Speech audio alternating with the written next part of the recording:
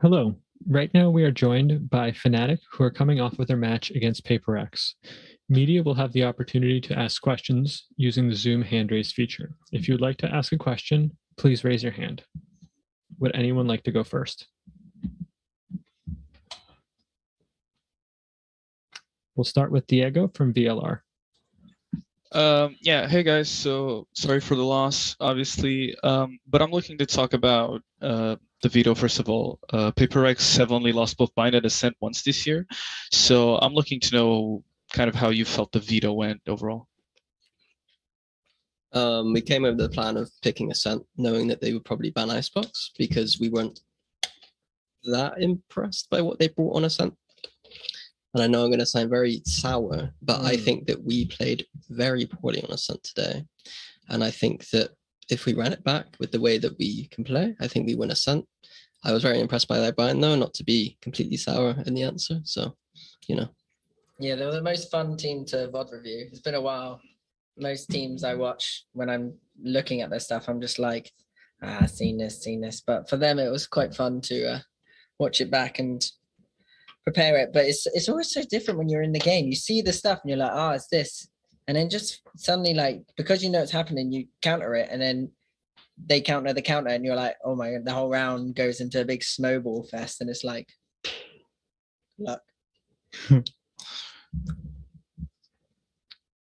Thank you. We'll take the next question from Declan from Deserto.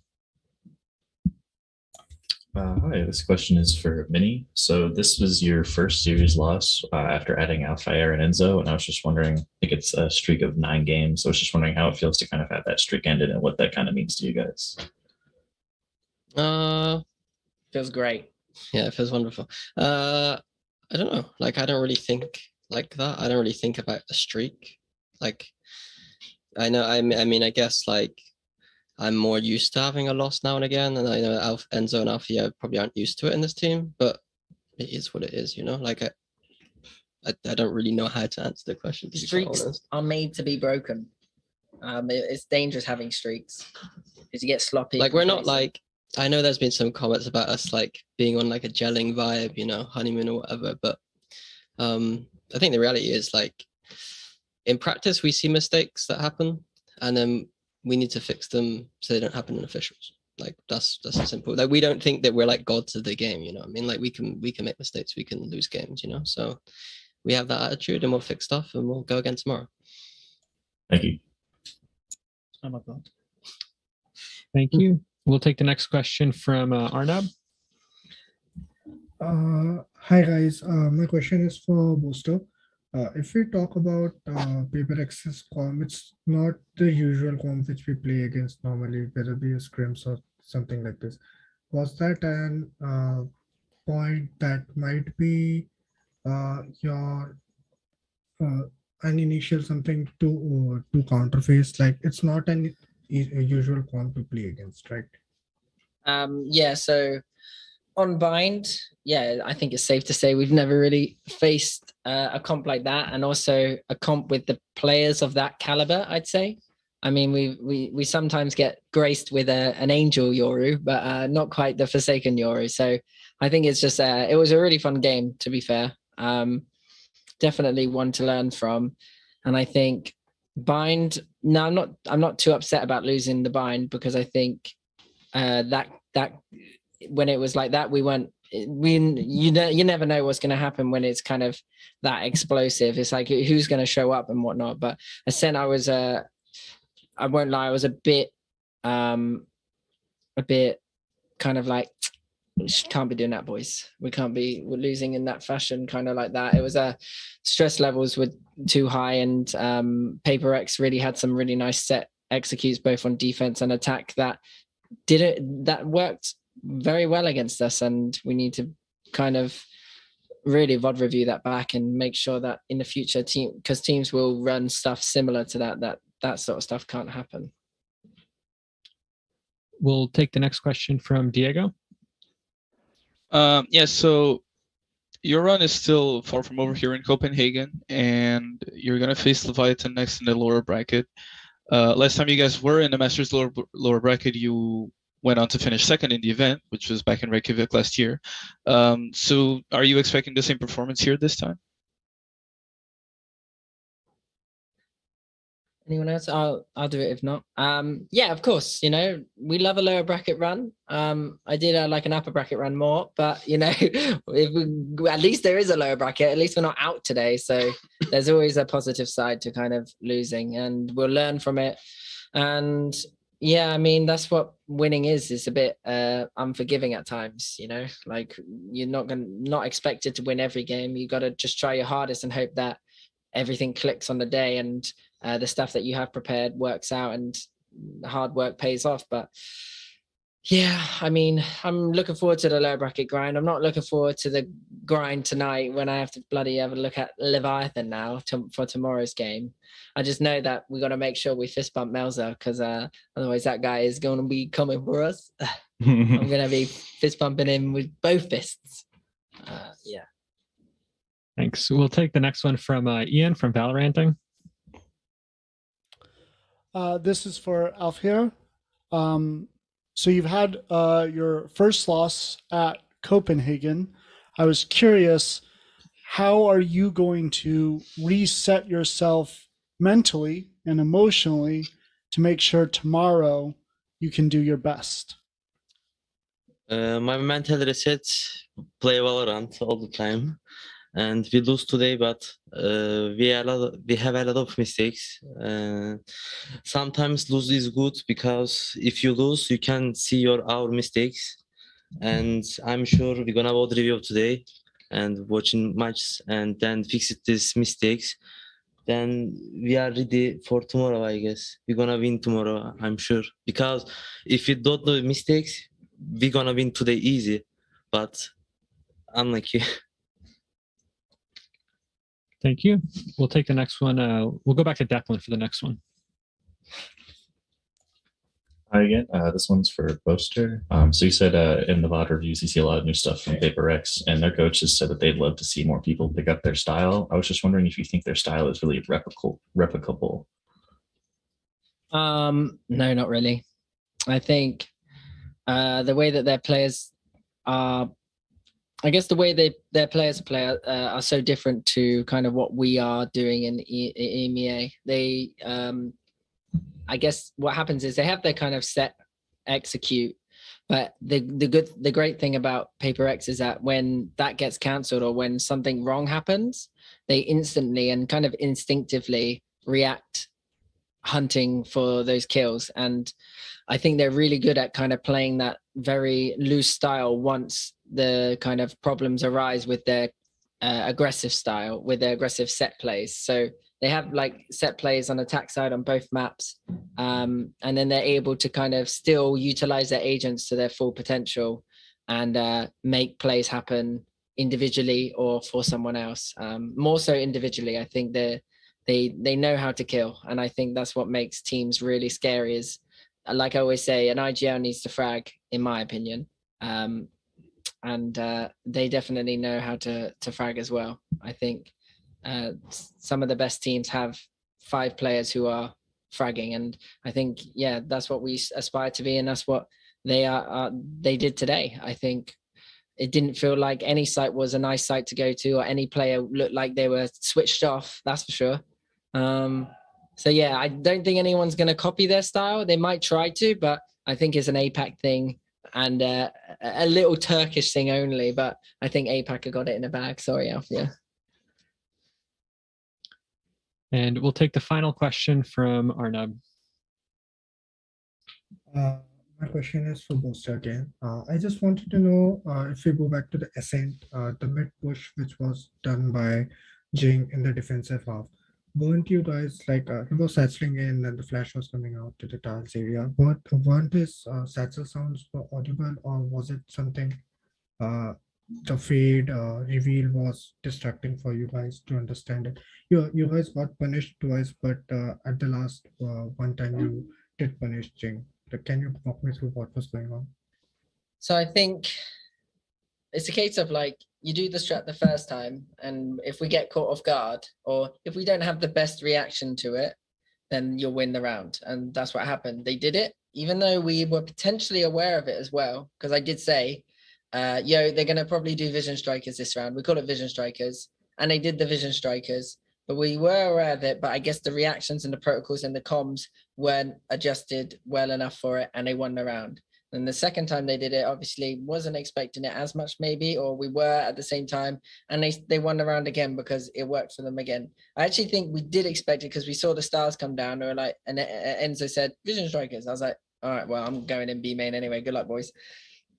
And then the third time, I think by then, if you haven't got a decent enough reaction for it, then something's going wrong with your kind of the way that you're individually kind of playing, or togetherness, and luckily the third time Alfia had a good reaction to it. He had to use his wall, but it meant that Jing died, he got the kill, and then he actually could freely somewhat focus on the B main as well. So yeah, I mean, it's a good strat. Never worked for us, but I guess it works for them, so that's good for them. Thank you. And we have actually one more final question from George Geddes. Yeah, honestly, I wanted to put it in there for dramatic effect. So here I am. But I do have one final question, obviously, for this one's going to be for Durka. I wanted to ask him about his individual performance today, obviously, compared to some of the other players, especially Paper X's duelists and their players. They played exceptionally well. And today, obviously, your performance was, completely up to you how you would like to define it. But would you agree that it was slightly disappointing? And also, was there anything that contributed to that?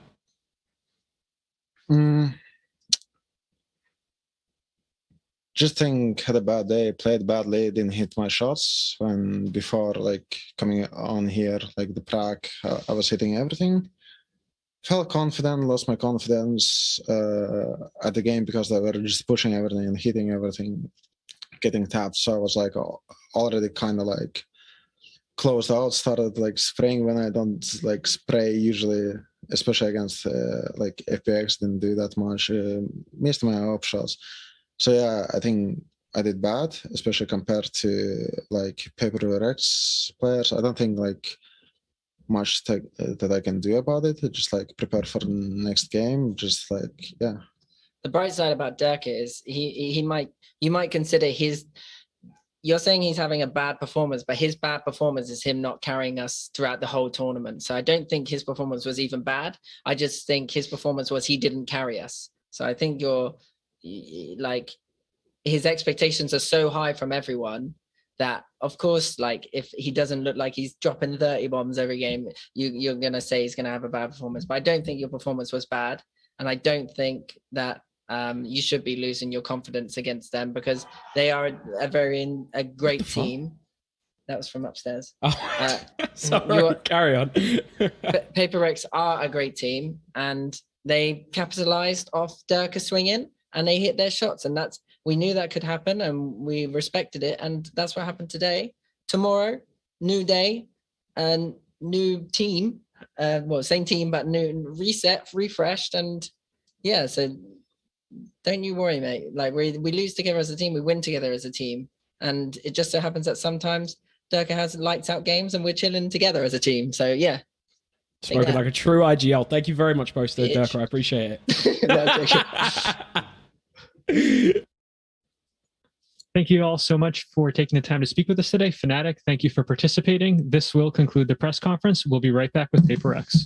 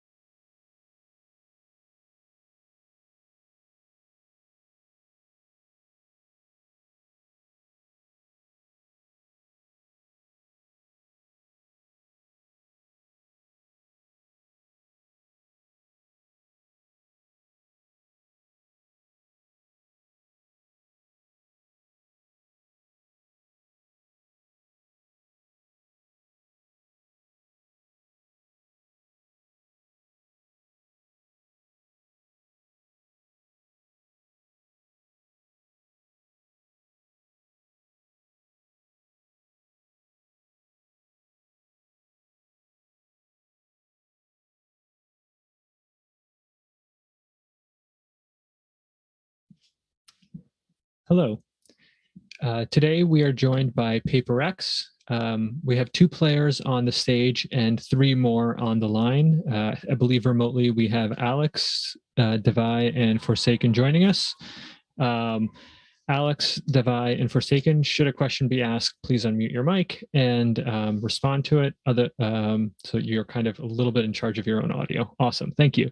We'll start with the first question from Michael Czar from Upcomer. Yeah, this would be for Alex. Obviously, the recent COVID outbreak on your team preventing some of your teammates from joining you on stage. How'd you guys feel starting the game and as it went on? Does it work? We can hear you. Okay. Yeah, I think what the COVID outbreak did was basically affect preparation, but it doesn't mean I think we are. I mean, we're obviously okay to play, as you saw.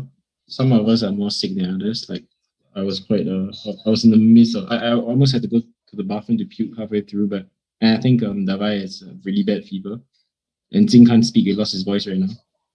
But we can still play, as you can see, and I mean, there's not an excuse not to play well, in my opinion, because I think we just focus and we try our best in that moment. We'll be okay.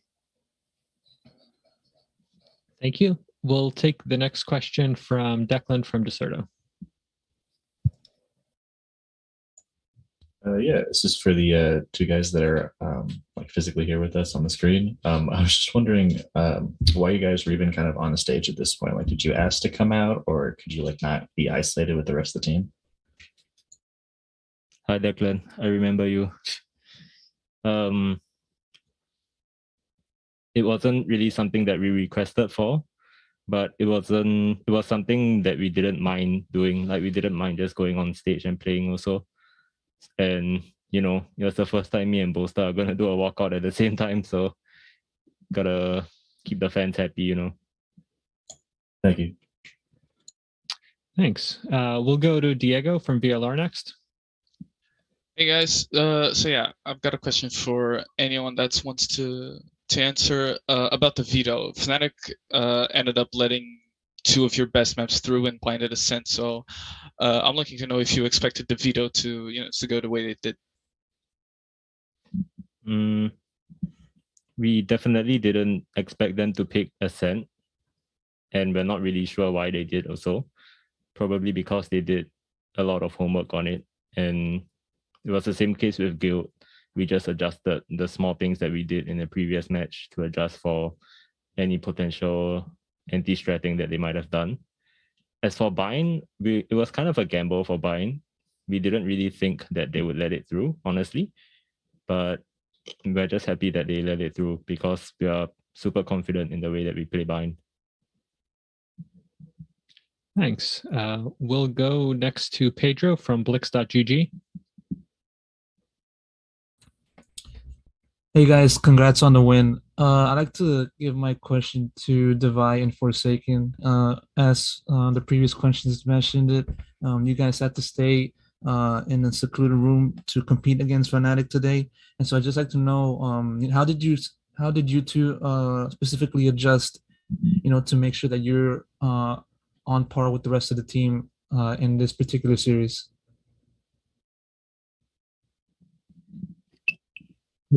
Devi, you want to go first? You can go first, sir.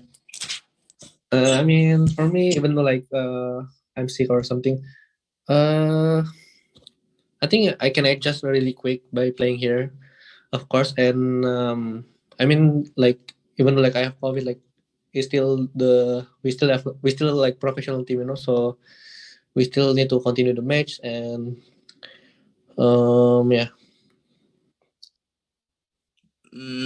For me, I think just the environment, I guess. I mean, we are used to playing online.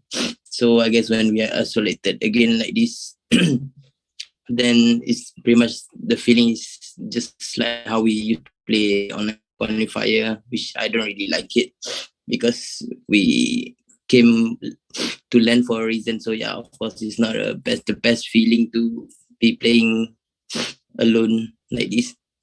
But the show must go on. So yeah, we're just gonna try our best, even though our health is not the best at the moment. So yeah. Thank you. We'll take the next question from Michael Czar from Upcomer. All right, this would be for Benkai. Obviously, with this performance against the top seed in the EMEA and Fnatic, a very good team. What do you think the team can accomplish now heading towards the upper bracket final? I definitely think that we are in the right mindset to beat anyone that we go against. But I don't want the team to go into the kind of mindset of expecting to win the team that we're playing against. It's always priority number one, always go have fun. So we're just gonna keep that same emphasis regardless of winning or losing. So we're not really letting wins and losses affect the mindset that we bring. Thank you. We'll take the next question from Ian from Valoranting. This is for Benkai. You guys have 4 days off before your next match. Are you guys going to relax, intense VOD review, scrims, practice? Like, what are you hoping to accomplish between now and then? Definitely, we're gonna keep practicing and prepping for whoever we face next. But the days are gonna be, we are gonna try and have the days a bit lighter because we still have players that are sadly terribly sick. So having long hours isn't really the best thing for them right now. I feel like they should be able to rest up as much as they can. Thank you. We'll take the next one from Arnab. Hi, congratulations. First of all, my question is for Benkai. Now you guys will be playing against a whole crowd, and this will be the first time we'll be seeing Valorant live crowd. And I was just hoping, like, if you can give some insights about your next walkout. No. Thank you. Thanks. We'll go back to Michael Czar for the next question. This would be for Alex again. With the way that you guys play your sort of very aggressive Valorant style, if you had to put a percentage to it, like 50-50 or higher or lower, how much of a round is planned and then how much of it is improvisation? We have quite a lot of plans. It's just that we're happy to change it up on the fly. So it's hard to say. But usually we go in, start with plan in mind. Like we try to it's hard, actually, it's a hard question actually. I would say let's just go 50-50. I would say 70-30, right, Alex? Like 70 is planned, then 30 is if it goes wrong, we start improvising. Yeah, pretty much. Thanks. And unless there are any other questions, Declan will close us out with his. Right. Yeah, this is just a quick one for everybody, just a yes, no, and then who. We saw a watch party at the PaperX facility. I was just wondering if there's any friends or family there for you guys that are watching today. Yes, for me, yes, of course. Some of us, most of them are watching online because I think it's like 3 a.m. or 2 a.m. in Singapore right now. So, the people that are down in this facility are our best friends, Awesome. Thank you, PaperX, for joining us. Thank you especially for the players joining us remotely. This will conclude the press conference. Thank you. Thank you. Thank you.